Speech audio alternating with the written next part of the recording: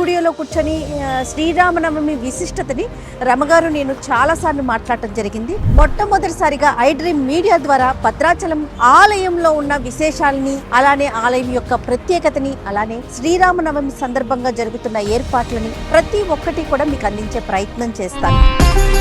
ముందున్నామండి మేము. ఇదిగోండి ఏర్పాట్లు చూడండి ఎంత బాగా జరుగుతుంది రమగారు. భద్రాచలంలో శ్రీరామనవమి మాకు సంవత్సరంలో మొట్టమొదటి ఉత్సవం. సుమారుగా ఎంతమంది భక్తులు హాజరవుతారు స్వామి? లక్షలాది మంది భక్తులు వస్తారు. శ్రీరామనవమి అంటే స్టూడియోలో కూర్చొని మాట్లాడుకుంటాం, ఇంట్లో పూజ చేసుకుంటాం. కానీ పండుగకి ముందుగానే ఒక 4 రోజుల ముందుగానే మేము భద్రాచలం రావటం, ఇక్కడ ఆలయంలోని అణువణువుని మీ అందరికీ చూపించే ప్రయత్నం చేయటం నిజంగా పూర్వజన్మ సుకృతంగానే అనిపిస్తుంది. అందరికీ నమస్తే అండి, నేను మీ జయ. ఈ నెల 27వ తారీఖున శ్రీరామనవమి ఉంది. ఈ సందర్భంగా నేను రమగారు మొట్టమొదటిసారిగా భద్రాచలం బయలుదేరామండి. హైవే మీద ఉన్నాను. హైదరాబాద్ నుంచి సుమారుగా 310 కిలోమీటర్లు ఉంటుంది. ఇక రాముల వారి కళ్యాణం చూడటానికి 2 కళ్ళు చాలవని చెప్పుకోవాలి. అంగరంగ వైభవంగా పందిళ్ళు వేసి 1 నెల రోజులు ముందు నుంచే కూడా అన్ని కార్యక్రమాలు మొదలవుతాయి. ఇది చూడటానికి దేశ విదేశాల నుంచి కూడా చాలామంది భక్తులు తరలి వస్తుంటారు. అలానే ప్రభుత్వ లాంఛనాలతో స్వామివారికి పట్టు వస్త్రాలను సమర్పించడం కూడా మనం విశేషంగా చూస్తాం. ఎప్పుడు కూడా స్టూడియోలో కూర్చొని శ్రీరామనవమి విశిష్టతని రమగారు నేను చాలాసార్లు మాట్లాడటం జరిగింది. మొట్టమొదటిసారిగా ఐ డ్రీమ్ మీడియా ద్వారా భద్రాచలం ఆలయంలో ఉన్న విశేషాలని, అలానే ఆలయం యొక్క ప్రత్యేకతని, అలానే శ్రీరామనవమి సందర్భంగా జరుగుతున్న ఏర్పాట్లని ప్రతి ఒక్కటి కూడా మీకు అందించే ప్రయత్నం చేస్తాను. అయితే ఈ క్షేత్రాన్ని దక్షిణ అయోధ్య అని కూడా అంటారు. ఇది గోదావరి నది ఒడ్డున కొలువై ఉన్నటువంటి పుణ్యక్షేత్రం అన్నమాట. రండి, రమగారు కారులో ఉన్నారు. హలో రమగారు. అజయ, నేను చెప్పాను మనం ఎక్కడికి వెళ్తున్నామని చెప్పేసి మన ప్రేక్షకులందరికీ కూడాను. సో భద్రాచలం శ్రీరామనవమి సందర్భంగా నవమికి 4 రోజుల ముందు మనం భద్రాచలం వెళ్ళగలగటమే అదృష్టం. అవునండి. మనకు కలిగిన అదృష్టాన్ని మన ప్రేక్షకులు కూడా పంచగలగటం ఇంకా అదృష్టం. కాబట్టి మా అదృష్టాన్ని మీరందరూ పంచుకోండి. రైట్. ఓకే రమగారు, స్టార్ట్ చేసేద్దామా? మోదమా. డ్రీమ్ మీడియా ప్రేక్షకులందరికీ శ్రీరామనవమి శుభాకాంక్షలు. మేము నిన్న మధ్యాహ్నం హైదరాబాద్ నుంచి బయలుదేరి భద్రాచలం చేరుకున్నామండి. నైట్ స్టే చేసాము. మార్నింగే రెడీ అయ్యి ఆలయానికి వెళ్ళే ప్రయత్నంలో ఉన్నాము. అయితే ఈలోపు ఇక్కడ కొన్ని విషయాలు మాట్లాడుకుందాము. మన రాముల వారి కళ్యాణం గురించి, ఏర్పాట్ల గురించి ఇవన్నీ కూడా మాట్లాడుకుందామని చెప్పేసి ఉంచున్నాం. ఏం రమగారు? దక్షిణ అయోధ్య మంత్రాలు వినిపిస్తున్నాయి. సంగీతం వినిపిస్తుంది. గాలిలోనే గాలంతా రామమయంగా ఉంది. బాగా ఏర్పాట్లు కూడా చాలా బాగా కనపడుతున్నాయి. మనం ఊర్లోకి ఎంటర్ అవుతూనే పందిర్లు అవి కనిపిస్తున్నాయి, లైట్లు అవి బాగా కనపడుతున్నాయి. దగ్గరకు వెళ్తే ఇంకా ఎట్లా ఉంటుందో, ఇంకా మనం యువతలే ఉన్నాం కదా. అయితే ముందు నుంచే ఏర్పాట్లు చేస్తారు కదా రమ్మగారు? నెల ముందు నుంచే మొదలవుతుంది. ఇంచుమించుగా హోలీ పండుగ అప్పటి నుంచే స్టార్ట్ చేస్తారంటే మనకి తలంబ్రాలకి వాటికి చుట్టుపక్కల గ్రామాల నుంచి వస్తాయి బియ్యం, తలంబ్రాల ధాన్యం వస్తుంది కదా. వీటిని గోటితోటి ఒలుస్తారు. అది ముందు నుంచి పద్ధతిగానే ఉంది. ఇప్పుడు ఇంకా విశేషంగా చాలా గ్రామాలు వాళ్ళు ఇందులో పాల్గొంటారనమాట, భక్తులు. విశేషంగా మనకి ప్రభుత్వం వాళ్ళు ముత్యాల తలంబ్రాలు ఇస్తారు. ఈ మిగిలిన తలంబ్రాలు ఇక్కడ స్వామివారికి సేవించేవన్నీ కూడా గోటుతోటి ఒలిచి తీసుకొస్తారు. అంటే దంపటము ఇంకో రకంగా చేయరు, చాలా పవిత్రంగా పద్ధతిగా చేస్తారట. అదొకటైతే శ్రీరామనవమి దేశమంతా చేసుకుంటాం. ప్రతి పల్లెలోనూ రాముల వారికి పుట్టినరోజు పండుగ చేస్తాం. అయితే ప్రత్యేకంగా తెలుగు వారికి ఏంటంటే పుట్టినరోజు పండుగతో పాటు పెళ్లి పండుగ కూడా చేసుకోవటము చాలా రామదాస్ గారు ఏర్పరిచిన విధానంగానే చెప్తారు. మన దగ్గర చూసి ఇప్పుడు అన్ని మొత్తం తెలుగు తాట అన్ని చోట్ల కూడా సీతారామ కళ్యాణం చేసుకుంటారు. సీతా కళ్యాణ ఘట్టమే చాలా విశేషమైంది. ఆ శివధనుర్భంగము, ఆ బాలరాముడు లక్ష్మణుడితో కలిసి అక్కడికి రావటము, ఈ కథా విశేషాన్ని గనక ఈ రోజున మనం కళ్యాణం రోజున చదువుకుంటే ఆడపిల్లలకి పెళ్ళిళ్ళు కాకపోయినా, మగపిల్లలకి ఎప్పటికీ పెళ్ళిళ్ళు కావట్లేదని అనిపించినా కూడా సీతా కళ్యాణంలో పాల్గొనటం కానీ, సీతా కళ్యాణ ఘట్టం చదువుకోవటం కానీ, వినడం కానీ విశేషమైన ఫలితాన్ని ఇస్తుంది. భద్రాచలం లాంటి అద్భుతమైన క్షేత్రాన్ని జీవితంలో ఒక్కసారైనా చూడాలి. మొత్తం మన తెలుగు వాళ్ళందరూ కూడా జీవితకాలంలో ఒక్కసారైనా భద్రాచల దర్శనం చేయాలి. అయితే అక్షితలు కూడా మనకి ఊర్లలో ఉన్న వారికి కూడా, దూర ప్రాంతాల్లో ఉన్న వారికి కూడా పంపిస్తున్నారు. వాటిని జాగ్రత్తగా దాచుకొని ఉంచుకుంటాం కదా నా రమ్మగారు. దగ్గర 20 ఏళ్ల నాటి అక్షతలు కూడా ఉన్నాయి జయ. ఏటా వచ్చినవి కొన్ని ముత్యాలు కాసిన బియ్యము వస్తాయి. ఆ బియ్యం కాస్త అటు ఇటు కదులుతుంది అని అనిపించినప్పుడు పక్షులకు పెడతాను. అట్లా ఇన్ని ముత్యాలు నా దగ్గర ఇన్ని ఉన్నాయి. ఓ, ఎవరు వచ్చినా నాకు అవి పట్టుకొస్తారు. 2-3 నుంచి వస్తున్నాయి. వస్తున్న ముత్యాలు మళ్ళీ ఏం చేసినా వాటిని దండగుచ్చి ఇంట్లో ఉన్న ప్రతిమలకు వేసుకుంటూ ఉంటాను అనమాట. ఓకే, అద్భుతం. మా దేవుడి మందిరంలో నువ్వు చూసావు కదా ముత్యాల ముత్యాల దండ దండ ఉంది. తలంబ్రాల భద్రాచలం నుంచి వచ్చిందేనా? ఓకే. కానీ మన వెనకాల ఘట్టం చూడండి రమ్మగారు, శబరి ఆయనకి తినిపిస్తోంది అనుకుంటాను కదండి. పళ్ళిస్తోంది. ఆ, అంటే ఇక్కడ ఒక ప్రత్యేకత ఉంది జయ. ఆ, ఈ మన భద్రాచలం రాముల వారిని మొట్టమొదట చూసింది పోగలదమ్మ కానీ ఒక ఈ ప్రాంతపు గిరిజన స్త్రీ అనాలేమో మరి. ఈ ప్రాంతపు ఆవిడ శబరి వంశస్థురాలు అని ఒక వాక్యం చెప్తారు. ఆవిడ కూడా అట్లాగే ఈ అడవుల్లో తిరిగే వాళ్ళకి ఆ పుట్టలో రామనామం కనపడి ఆవిడకి పుట్టలో ఉన్న రాముల వారిని చూసి గోదావరి నీటితో అభిషేకం చేసి పుట్టలో నుంచి బయటికి తీసుకొచ్చింది. అట్లా బయటికి తీసుకురాబడినటువంటి ఆ ప్రతిమట దాదాపుగా 2000 సంవత్సరాల నాటి ప్రతిమని ఇప్పుడు మనం దర్శనం చేస్తున్నాం అన్నమాట. అంత పాతది, అప్పటి నుంచి ఉన్నదే. తర్వాత దొరికింది ఇటీవల రామదాస్ గారి కాలంలో మనకు దొరికింది కదా, మనకు లభించింది. అట్లా ఈ పోగల దమ్మక్క వల్ల లభించింది. ఆమె శబరి సంతతి అవ్వటం వల్ల ఈ ప్రతిమలు మనకు విశేషంగా కనపడతాయి. చాలా బాగుంది కదా.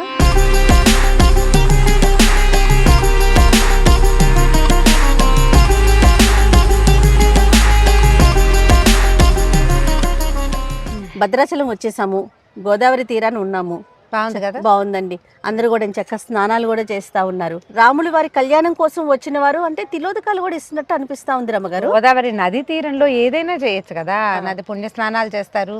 తిలోదకాల కోసం వచ్చిన వాళ్ళు ఈ సమయం అవసరమైంది అనుకో, అలా వచ్చిన వాళ్ళు, ఎలాగో వచ్చాం కదా ఈ పని చేద్దాం అనుకునే వాళ్ళు, అంటే ఏ కారణంతో వచ్చిన పని చేసుకునేవాళ్ళు. కాకపోతే ఒకటి ఉంది, ఇప్పుడు రాముల వారి కళ్యాణం కోసం వచ్చేవాళ్ళు కళ్యాణం దగ్గరలో ఉంది కదా, కళ్యాణం నాటికి రాలేకపోతే ఒకవేళ టికెట్లు దొరకపోయినా అప్పుడు జనసమర్థం ఎక్కువగా ఉంటుంది, ఉండలేము, రూములు దొరకలేదు లేదా దొరకవు, ఆ భయాలు ఉన్నవాళ్ళు ఈ వారం 10 రోజుల ఉగాది పండుగ నుంచి మొదలు పెట్టుకుని యాత్రికులు వస్తూనే ఉంటారు. ఓకే, కళ్యాణానికి సిద్ధమవుతున్న రాముల వారిని చూడడానికైనా వచ్చిన వాళ్ళు చాలా మంది చక్కగా నది స్నానం చేశారు. కాకపోతే ఎక్కువ లేవు గోదావరిలో, కొంచెం నీరు తక్కువ ఉంది. అయితే ఏ ప్రముఖ పుణ్యక్షేత్రం చూసినా కూడా నది ఒడ్డునే ఉంటాయి కదా రమ్మగారు.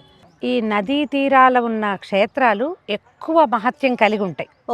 భగవంతుడు స్వయంభూవులుగా వెలిసినవి చాలా క్షేత్రాలు. మన నరసింహస్వామి క్షేత్రాలు కొన్ని కొండల్లో ఉన్నాయి. ఇప్పుడు మన ధర్మపురి అవి గోదావరి నదీ తీరంలో ఉంది. కొండల్లో ఉన్నవి, నదీ తీరాలు ఉన్నవి, వీటికి ప్రత్యేకత ఎక్కువ ఉంటుంది. ఇప్పుడు నది అంటే ఏమిటి? జలం. అవును, నీరు జీవాన్ని తీసుకెళ్తుంది. ఇప్పుడు కింద జీవాన్ని తీసుకెళ్లే జీవ ప్రవాహం ఉండి పైన భగవంతుడి ప్రతిష్ట స్వయంగా వచ్చాడంటే అక్కడ మళ్ళీ దేవాలయం కూడా కట్టారు అనుకుందాం. కట్టేసరికల్లా ఏమవుతుంది, మంత్రంతో ఆ ప్రాంతం ఇంకా పవర్ఫుల్ అవుతుంది. అందుకని నదీ తీరాల్లో ఉన్న క్షేత్రాల మహత్యము ఇంత అంత అని చెప్పడానికి వీల్లేదు. అందుకని ఎప్పుడైనా నదీ తీరాల్లో ఉన్న క్షేత్రాలకు వస్తే స్వామివారిని దర్శించడంతో పాటుగా ఆ నదిలో కాస్త కాళ్ళు కడుక్కోవటం, కానీ చిన్నదైనా నీళ్ళు తీసుకుని నెత్తిమీద చల్లుకోవటం లాంటి క్రియ అయినా చేస్తే మనం ఎక్కువ పాజిటివ్ ఎనర్జీని సొంతం చేసుకోగలుగుతాం. మనకి తెలుగునాట అన్ని చోట్ల కూడా రాముల వారి కళ్యాణం చేస్తారు. దంపతులు అందరూ కూర్చుని సీతా కళ్యాణం చేసుకుంటే కన్యాదాన ఫలితం లభిస్తుంది.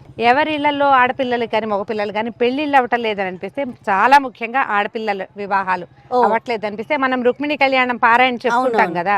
ఈ సీతా కళ్యాణం అవకాశం ఉన్నప్పుడు మనం కూడా ఆ కళ్యాణంలో పాల్గొనటం కానీ, కళ్యాణానికి కొంత సంభారాలు ఇవ్వడం కానీ, కళ్యాణానికి ధన సహాయం చేయటం కానీ, మనమే స్వయంగా కళ్యాణంలో కూర్చోవటం కానీ చేస్తే ఈ ఫలితం లభిస్తుంది అని చెప్తారు. సాధారణంగా ఇదే చేస్తాం.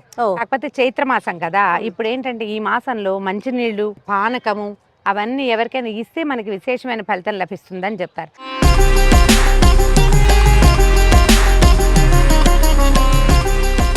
కరెక్ట్గా ఆలయం ముందున్నామండి మేము. ఇదిగోండి ఏర్పాట్లు చూడండి ఎంత బాగా జరుగుతుంది రమ్మగారు. ఎంట్రన్స్ అంటే చూడండి చక్కగా గంటలు పెట్టి చాలా బాగా కడుతున్నారు కదా ప్రకారం. ఆ పక్కంతా చాందినీలు కడుతున్నారు చూడు. అంటే ఇది చూడండి ముందు చాలా అందంగా ఉంది. టెంపుల్ థీమ్ లో చేశారు. ఆ ఫీల్ కనిపిస్తా ఉంది చూడండి. అందుకని ఏనుగులు, గంటలు, రామదాస్ గారి విగ్రహం, రామదాస్ గారి విగ్రహము చాలా బాగుంది. ఏర్పాట్లు అయితే బాగా ఉన్నాయి అన్ని చోట్ల కూడా. ఇదిగో మండపాల కోసం, కళ్యాణ మండపం కోసం, పందిరి వేయటం కోసం మొత్తం అంతా రెడీగా అదే చేసుకుంటారు. ఇప్పుడు పైప్స్ ఉన్నాయి, అది చూడు అక్కడ చాందిని లాగా కట్టారు కదా. ఈ తెల్లటి ఉంటే ఏమవుతుందంటే ఎండ తక్కువ ఉంటుంది, ఓకే. అందుకని చాందినీలు తెల్లటివి కడతారు. అంచలు వెంబడేమో రెడ్ గ్రే బ్లూ వేశారు. ఇది వరకు చలువు పందిళ్ళు అనేవాళ్ళు రమ్మగారు. అవునంటే అప్పుడు తాటాకు పందిళ్ళు వేసేవాళ్ళు. తాటాకు పందిరే చలువ పందిరి అంటే. ఒక్కసారి లోపలికి వెళ్ళి లోపల ఎలాంటి ఏర్పాట్లు జరుగుతున్నాయి, అలానే శ్రీరామనవమి యొక్క విశిష్టత అవన్నీ కూడా ఆలయం లోపలే చెప్పుకుందాం రమ్మగారు.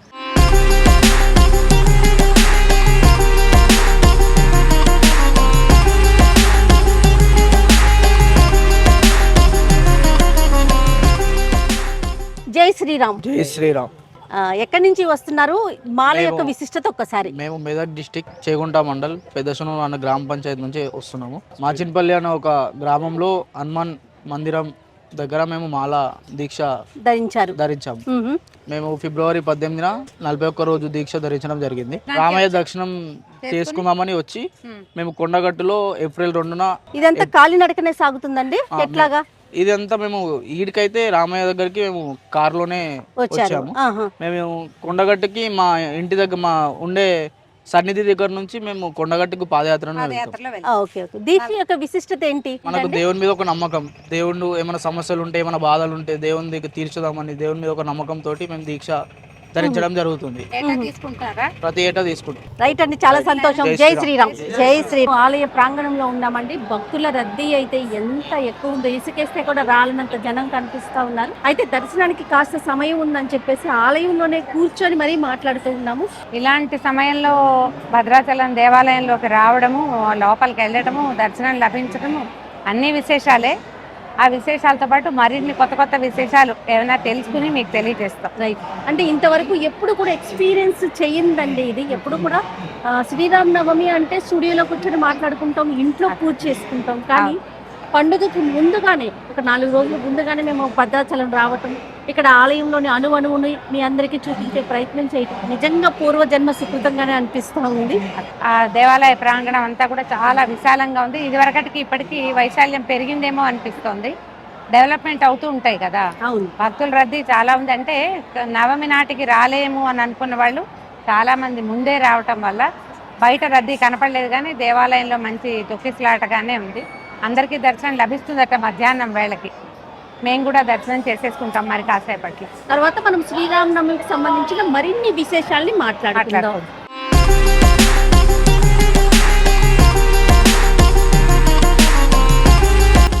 ఎంత జన్మ ధన్యం అంటే మాటల్లో చెప్పలేమండి. నాది కానీ రమగారి కానీ అనుభూతి. ఎప్పుడు కూడా నేను పదే ఇదే మాట చెప్తూ ఉన్నాను. స్టూడియోలో కూర్చొని గత కొన్ని సంవత్సరాల నుంచి శ్రీరామనవమి విశిష్టతని రకరకాల వీడియోల రూపంలో మీ అందరికీ అందించాము. అయితే ఈరోజు స్వయాన భద్రాచలంలో రాముల వారి సన్నిధిలో కూర్చొని మాట్లాడుకునే అవకాశం ఆ భగవంతుడు మాకు కల్పించారు. అత్యద్భుతమైన దర్శనమైంది. ఇంత ఎక్కువ హడావిడిగా ఉన్న సమయంలో స్వామివారికి ఎదురుగా కూర్చుని చక్కగా అత్యద్భుతమైంది 10 నిమిషాల పాటు. అవును. నేను ఎన్ని శ్లోకాలు చదివేసుకున్నాను, ఎన్ని స్తోత్రాలు చదివాను. కన్నుల పండగగా చూసావు, చాలా అద్భుతమైన దర్శనం అయింది. రైట్. రమగారు, శ్రీరామనవమి విశిష్టత. దేశమంతా రాముల వారి పుట్టినరోజు చేసుకుంటారు. ఒక్కొక్క రాష్ట్రంలోనూ ఒక్కొక్క రకంగా చేస్తారు. మనకి ఈ తెలుగు నేల మీద భద్రాచలంలో, తెలంగాణ రాష్ట్రంలో ఉంది భద్రాచలం. ఇక్కడ విధానం ఏంటంటే పుట్టినరోజు నాడు రాముల వారికి పెళ్లి పండగ నిర్వహించడం కూడా. అంటే కొన్ని చోట్ల ఈ సమయంలోనే వివాహం అయిందని కూడా చెప్తారట. అంటే అభిజిత్ లగ్నంలో అయ్యిందని. అదే అభిజిత్ లగ్నం ఇప్పుడు కూడా ఏంటంటే 12 గంటల తర్వాత కదా చేస్తారు. ఈ దేవాలయాన్ని నిర్మించిన కంచర్ల గోపన్న గారు మనకి రామదాసుగా ప్రఖ్యాతిగాంచినటువంటి భక్తాగ్రగణ్యులు, వారి ఏర్పాటు ప్రకారము స్వామివారు అంతరాలయంలో లోపల ఉన్న అన్ని కళ్యాణాలు దేవాలయంలో జరుగుతాయి. ఒక్క ఇక్కడ రాముల వారి కళ్యాణం మాత్రం బయట, ఆరు బయట కళ్యాణం చేసే విధానాన్ని గోపన్న గారే ప్రవేశపెట్టారు. అంటే అందరూ చూడాలన్న ఉద్దేశం, ప్రజలకి అందుబాటులో ఉండటం కోసం స్వామి ఊరేగి అందరికి లోక కళ్యాణం కోసం బయట కళ్యాణం అనే విధానం వల్ల, ఈ బయటే కళ్యాణం జరుపుకోవటం వల్ల ఏంటంటే మనం అందరం ప్రజలంతా చూడగలుగుతారు. ఇప్పుడు దేవాలయం లోపల కళ్యాణం జరిగితే ఎట్లా చేయగలుగుతాము? ఇరుకు జనానికి అందరికి అవకాశం లభించదు. కాబట్టి స్వామి వేయించేపుగా బయటకు వస్తారు, ఊరేగింపుగా బయటకు వచ్చి బయట వేయించేపు చేయించి అక్కడ కళ్యాణం జరిపించడం ఇక్కడ విధానంగా కనపడుతుంది. మనకి రామాలయాల్లో అన్ని చోట్ల రాముల వారు కోదండం ధరించి కనిపిస్తారు. మానవావతారంగా వచ్చినటువంటి విష్ణుమూర్తి మానవుడుగా ఎలా సంచరించాడో చెప్పేటువంటి రామాయణంలో ఎట్లాంటి స్వరూప వర్ణన కనపడుతుందో అదే స్వరూపంతో మనం అన్ని చోట్ల చూస్తాం. భద్రాచలం ప్రత్యేకత ఏంటంటే స్వామివారు చతుర్భుజ నారాయణమూర్తిగా దర్శనమిస్తారు. వైకుంఠరాముడు శంఖచక్రాలు ధరించి, తర్వాత కోదండము అస్త్రాలు ధరించి మనకి ప్రత్యేకంగా దర్శనమిస్తారు. అమ్మవారు ఎడమ తొడ మీద వామాంక స్థిత జానకి అని చెప్తారు. ఎడమ వైపు తొడ మీద అమ్మవారు కూర్చున్నట్టు, లక్ష్మణ స్వామి కుడివైపు నుంచున్నట్టుగా కనపడుతూ వైకుంఠ నారాయణ స్వరూపంలాగా వైకుంఠ రాముడుగా మనకి దర్శనమిస్తాడు. అన్ని చోట్ల మానవావతార స్వరూపంగా కనపడే రాముడు ఇక్కడ ఒక్క చోట అత్యంత ప్రత్యేకమైన స్వరూపంలో కనపడడం వల్ల స్వయంభువుగా భద్రగిరి అనే చెప్పబడేటువంటి భద్రుడనే భక్తుడి కోరిక మీద స్వామివారు వెలిసి, అది కూడా ఆయనకి ఒక తొందరపాటులో భక్తుడికి దర్శనమిచ్చేయాలన్న దాంతో నారాయణ స్వరూపంగా దర్శనమిచ్చి ఆయన రాముడిగా కోరుకుంటే కోదండము అవి ధరించి కనిపించారని, అందువల్ల శంఖచక్రాలు ఉన్నాయని చెప్తారు. భద్రుడనే భక్తుడిని కరుణించడం కోసం వెలసిన స్వరూపం అవటం వల్ల ఒక భక్తుడి కోసం వెలిసింది అంటే మనందరి కోసం మళ్ళాంటి వాడే కదా ఆయన. మేరుపర్వతం యొక్క కుమారుడని భద్రగిరి అని చెప్తారు, చిన్న కొండ. ఆ కొండ మీద వెలిసారు. తర్వాత కాలంలో ఎప్పుడో పోగల దమ్మక్క అనే ఒక ఆమెకి, ఒక గిరిజన స్త్రీకి స్వామివారు ఒక పుట్టలో దర్శనం ఇచ్చారు. ఆమె చాన్నాళ్లు సేవించి చేతొచ్చినంత సేవ చేసి ఈ ప్రాంతానికి తహసీల్దార్గా వచ్చినటువంటి రామదాస్ గారికి కంచర్ల గోపన్నగా ప్రఖ్యాతులు అప్పటి వారికి చూపిస్తే ఆయన ఈ దేవాలయాన్ని నిర్మించారు. ఇప్పుడు ఎన్ని సంవత్సరాలు, 300-400 సంవత్సరాలుగా ఇలాగే సేవలు అందుకుంటూ మనకి భారత ప్రభుత్వం మన స్వతంత్రోద్యమం అవి అయిన తర్వాత, మన దేవాదాయ శాఖ అవి ఏర్పడిన తర్వాత ఈ దేవాలయ జీర్ణోద్ధరణ అవి చేసి దేవాలయాన్ని విశాలం చేశారు. 60లో జరిగింది. దానివల్ల మనం ఇంత విశాలమైన దేవాలయాన్ని అది ప్రాంగణాన్ని చూడగలుగుతాం. కొత్త మెట్లు కట్టడము ఇవన్నీ ఏదేంటంటే నది తీర ప్రాంతం కదా, ఇక్కడ వరదలు రావడం లాంటి సమస్యలు ఉన్నాయి ఇక్కడ. అయినా కూడా దేవాలయం గుట్ట మీద ఉండటం, ఎత్తుగా మెట్లు ఉండటం వల్ల దేవాలయానికి ఏ ఇబ్బంది లేకుండా ప్రత్యేకమైన స్వరూపంలో కనపడతారు. ఏ ఉత్సవమూర్తులకైతే మనం కళ్యాణాన్ని చూస్తామో వారిని తీసుకొచ్చింది ఎక్కడి నుంచి, శ్రీరంగం నుంచి తెచ్చారు. అయితే శ్రీరంగం నుంచి స్వామివారిని సేవింపు చేసుకునే వాళ్ళు, ఇక్కడ సేవించుకునే వాళ్ళు. అప్పుడు ఔరంగజేబు తాలూకు దండయాత్రలు అప్పుడు భయపడి స్వామివారులని దాచిపెట్టారట. గోదావరి నదీ తీరంలో దాచేశారు. దాచిన తర్వాత ఏమైంది, స్వామివారి విగ్రహం కనపడకుండా ఈ మూలవరులకి అడ్డంగా ఒక గోడ కట్టేశారట. అర్చకులే చేశారు. ముందు అలాంటి ఒక మూర్తిని ప్రతిష్ఠ చేస్తే ఔరంగజేబు సైనికులు వాళ్ళు ముందున్న మూర్తినే ధ్వంసం చేసి వెళ్ళిపోయారు. వాళ్ళు వెళ్ళిపోయిన తర్వాత మళ్ళీ ఆ గోడను తీసేసి వెనకాల ఉన్న స్వామిని మళ్ళీ సేవించుకోవటం మొదలు పెట్టారు. అయితే గోదావరి వరదల వల్ల మళ్ళీ మా ఉత్సవ వరలని తీసుకురావడానికి వెళ్తే రామలక్ష్మణులు ఇద్దరే లభించారట. 2 విగ్రహాలే లభించాయి. సీతాదేవి విగ్రహం లభించలేదు. దాంతో చాలా దుఃఖపడి ఏం చేయాలి అంటే ఈ భక్తులలో ఒకరికి ఫణిగిరి అనే చోట అక్కడ సీతాదేవి విగ్రహం ఉందని వారిని తీసుకొచ్చి ఇక్కడ పెట్టమని ఆదేశం లభించింది. స్వప్నాదేశమే కలిగిందట. అప్పుడు వీళ్ళు ఫణిగిరి వెళ్ళి ఇక్కడ నుంచి అర్చకులు అమ్మవారిని తీసుకొచ్చుకున్నారు, సీతాదేవిని. ఫణిగిరి నుంచి వచ్చిన సీతాదేవి, శ్రీరంగం నుంచి వచ్చిన రామలక్ష్మణుల విగ్రహాలతోటే ఇప్పటికీ ఉత్సవరులకి సేవ జరుగుతుంది. వారికి కళ్యాణం కూడా జరుగుతుంది. ఆ కళ్యాణమూర్తుల్ని శ్రీరామనవమి రోజున మనం అందరం సేవించుకుంటాం. నమస్కారం. శ్రీరామనవమి అనగానే మనకి భద్రాచలం గుర్తొస్తుంది, అంగరంగ వైభవంగా. అంటే మన తెలుగు రాష్ట్రాల నుంచే కాకుండా వివిధ రాష్ట్రాల నుంచి, వివిధ దేశాల నుంచి కూడా స్వామివారి కళ్యాణం తిలకించడానికి భక్తులు అశేష సంఖ్యలో హాజరవుతూ ఉంటారు. ఇక్కడ జరుగుతున్న ఏర్పాట్ల గురించి, కళ్యాణ విశిష్టత గురించి, నవమి గురించి ఒక్కసారి మీ మాటల్లో. భద్రాచలంలో కళ్యాణం అన్ని చోట్ల రాముడి కళ్యాణం జరుగుతుంది, కానీ భద్రాచలంలో రాముడి కళ్యాణానికి ఇంతటి విశిష్టత ఏర్పడ్డది అంటే దానికి ప్రధాన కారకులు భక్త రామదాసు గారు. అవునండి. సాధారణంగా శ్రీరామనవమి అంటే రాముడి పుట్టినరోజు. ఆ రోజు కళ్యాణం రామాయణంలో కూడా మనకి పాల్గొన పౌర్ణమి నాడు జరిగింది అంటారు పెద్దలు. అవును. కానీ యస్యావతార దివసే తస్య కళ్యాణమాచరేతని రామదాసు గారు ఆనాడు ఇక్కడ ఏర్పాటు చేసేటప్పుడు ఆలయం అంతా నిర్మాణం చేశాక ఇక్కడ ఆలయంలో స్వామికి నిత్యోత్సవాది సమస్త కైంకర్యాలు నిర్విఘ్నంగా సాగడం కోసం వారి గురువు గారైనటువంటి రఘునాథ భట్టరాచార్యుల వారు, రామదాసు గారి గురువు గారు, వారి ఆదేశం మేరకు ఇక్కడికి 5 గోత్రాల వారిని శ్రీరంగాది ప్రాంతాల నుండి ఏర్పరిచారు. భద్రాచల క్షేత్ర మహాత్మ్యం చాలా విశిష్టత. భద్రాచల క్షేత్ర మహాత్మ్యం అనేది మనకి బ్రహ్మ పురాణంలో తెలుపబడి ఉంది. ఆహా. రామావతార అనంతరం వైకుంఠానికి వెళ్ళిపోయాడు స్వామి. అప్పుడు మళ్ళీ భద్రుడు అనేటువంటి మహర్షి తపస్సు చేయటం వల్ల వైకుంఠంలో ఉండేటువంటి నారాయణుడు మళ్ళీ రామ రూపాన్ని ధరించి ఇక్కడ ఆయనకి ప్రత్యక్షమయ్యాడు. ముఖ్యంగా శ్రీరామనవమికి సంబంధించి ఏర్పాట్లు ఎప్పటి నుంచి జరుగుతాయండి? అంటే భద్రాచలంలో శ్రీరామనవమి మాకు సంవత్సరంలో మొట్టమొదటి ఉత్సవం, అంటే సంవత్సరం మొదట్లోనే వస్తుంది. అవును. కాబట్టి మాకు ఇక్కడ ఒక లింకప్ ఉంటుంది. అంటే సంవత్సరం మొదల్లో ఈ ఉత్సవం జరుగుతుంది. సంవత్సర అంతంలో అంటే పాల్గొన పౌర్ణిమ నాడు స్వామివారికి హోళీ ఉత్సవం అంటారు. ఆ రోజే సీతమ్మ వారి పుట్టినరోజు కూడా భావిస్తారు. అసలు అవాలే సీతారామ కళ్యాణం జరిగిందట మామూలుగా లోకంలో. ఆ రోజు ఇక్కడ వసంతోత్సవాన్ని చాలా వైభవంగా నిర్వర్తిస్తారు. ఆ వసంతోత్సవం నాడే మళ్ళీ జరగబోయేటువంటి సీతారామ కళ్యాణానికి నాందిగా భావిస్తాం భద్రాచలంలో. దానికే ఇక్కడ తలంబ్రాలోకి పసుపుని దంచడం, ఇక్కడ స్వామివారి పెళ్లి పనులన్నీ ప్రారంభం చేయడం జరుగుతుంది.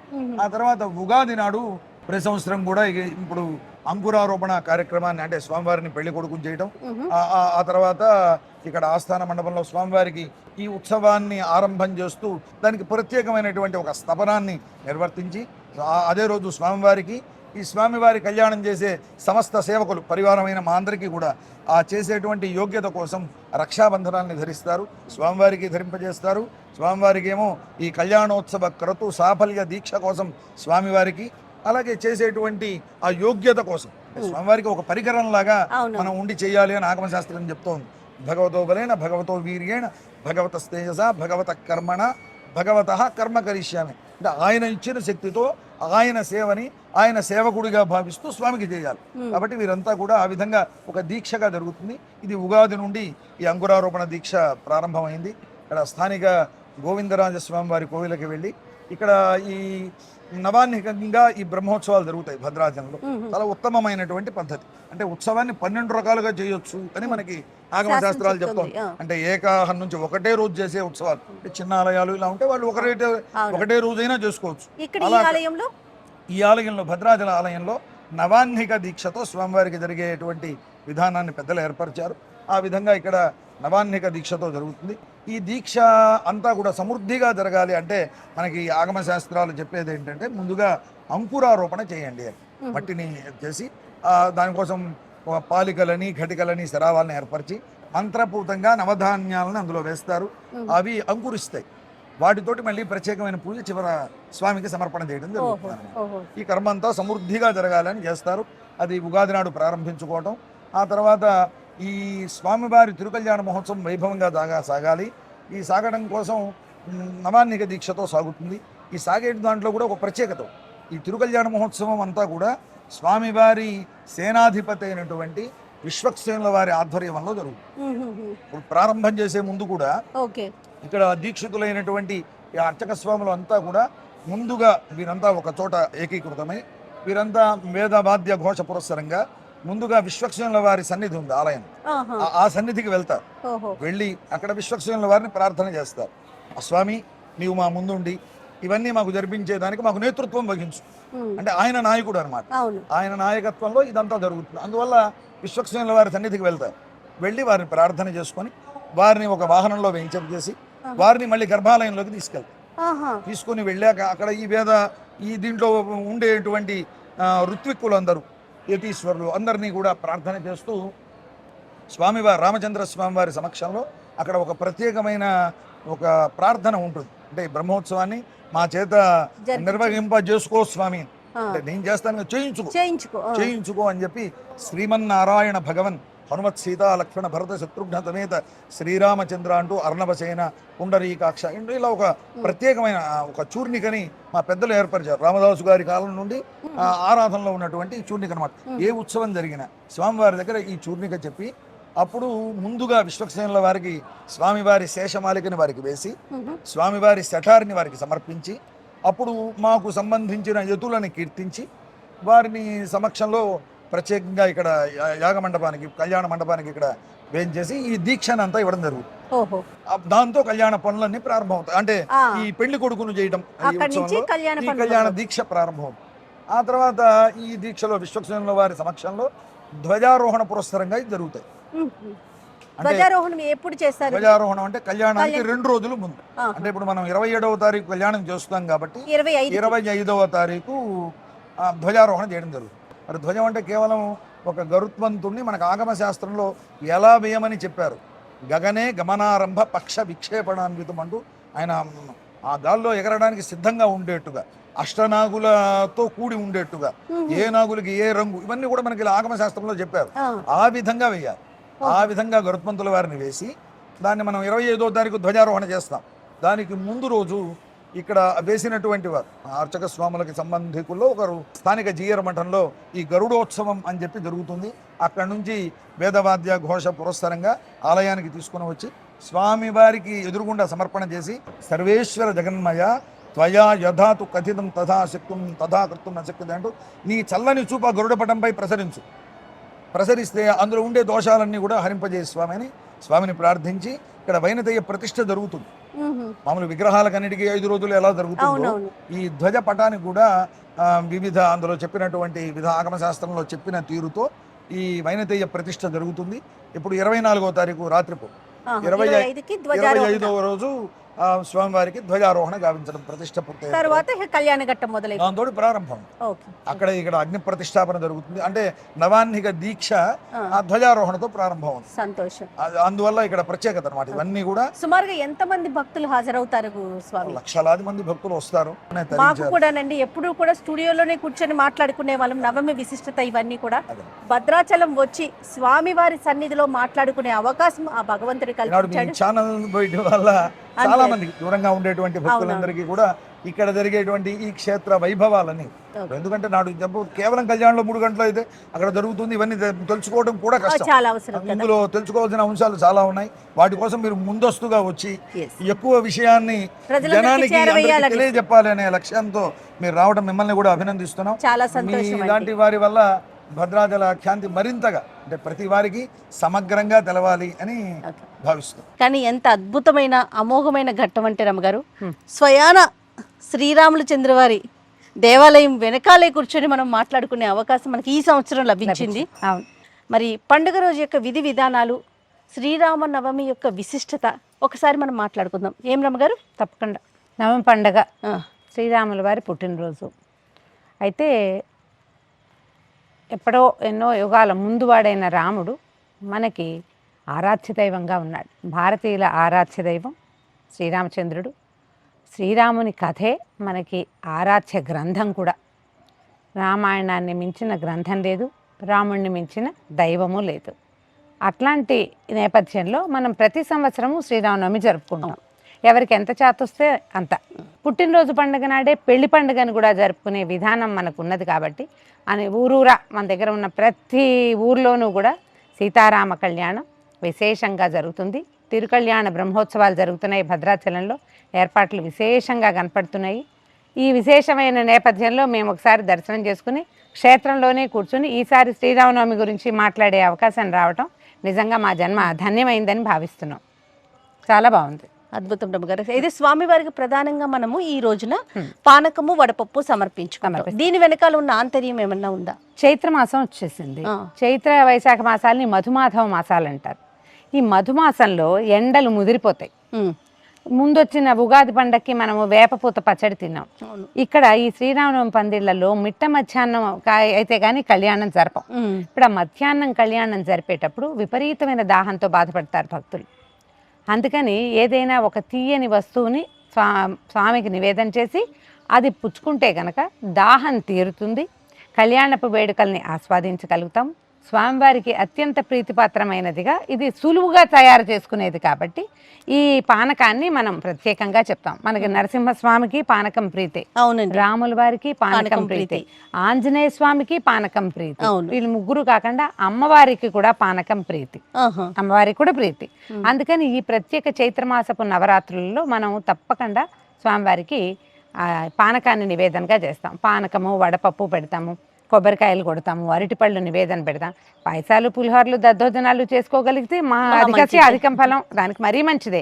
అవేవి చేయలేకపోయినా కొద్దిగా రాముల వారికి ఏదైనా పూజ చేసుకుని పట్టాభిషేక పటం ఏదైనా ఉంటే 4 పువ్వులు సమర్పించి గంధం సమర్పించి చక్కగా హారతి అందించి ఈ ఏదైనా చిన్న నివేదన అయినా సరే, పానకము వడపప్పు లాంటిది నివేదన చేసుకున్నా కూడా శ్రీరామనవమి వేడుక మనం జరుపుకున్నట్టే. అయితే కళ్యాణోత్సవాలు మనం టీవీలలో ఎలాగో ప్రత్యక్ష ప్రసారాల్లో చూసే అవకాశం లభిస్తుంది కాబట్టి ఈ ప్రత్యేక దినం రోజున ఏంటంటే రాముల వారికి సంబంధించిన స్తోత్రాలు ఏవైనా చదువుకోండి, మంచిది.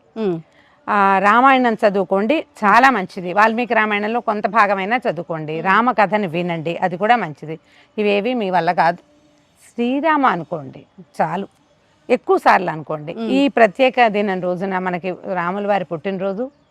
మర్యాద పురుషోత్తముడు రాముడు, ఎవరితోటి గొడవ పడినవాడు కాదు, పోట్లాడినవాడు కాదు. అవసరమైతే యుద్ధం చేశాడు కానీ లేకపోతే ఎప్పుడూ ఆయన తగాదాలకు దిగల. పైగా రాముడు స్మితపూర్వ భాషిగా చెప్తాడు, ముందు నవ్వి ముందు మాట్లాడేవాడు ఆయన, ఆయనే పలకరించేవాడు. కాబట్టి మనుషులతోటి స్నేహపూర్వకంగా మెలుగుదాం. ఈ పండగ రోజున మనం ఉగాది పండగ రోజున ఓత్ తీసుకుని ఉంటాం, ఈ సంవత్సరం ఇది చేయాలి అది చేయాలి. శ్రీరామనవమి రోజున రాముడి లక్షణాల్లో ఒక్కటి కనీసం చిన్నది తేలికపాటిది, ఎవరినైనా నవ్వుతూ పలకరించడం, నవ్వుతూ మాట్లాడడం. ఏదైనా అడిగితే చేయగలిగితే చేస్తానని చెప్దాం, చేయలేకపోతే చేయలేనని నవ్వుతూనే చెప్పచ్చు. కానీ నవ్వుతూ ప్రతి వాళ్ళతోటి, సహమానవులతోనే, తోటి మానవులతోటి ప్రేమపూర్వకంగా మెలగటమే రాముని తత్వం. ఆ తత్వాన్ని అనుసరిద్దాం, చక్కగా శ్రీరామనవమి వేడుకని సుసంపన్నం చేసుకుందాం. సంతోషం రమ్మ గారు, మరొక్కసారి శ్రీరామనవమి శుభాకాంక్షలు.